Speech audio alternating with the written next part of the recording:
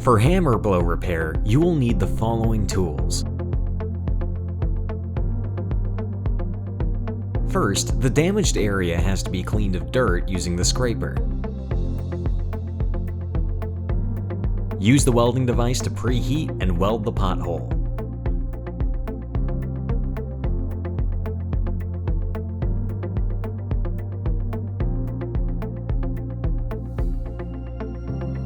Allow the welded area to cool down for about 1 minute.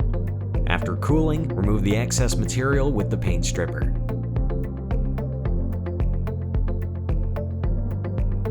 Finally, strip the repaired area with the scraper and paint scraper to achieve a smooth surface. In just a few minutes, the alkus solid plastic panel is repaired and ready for use without any loss of quality.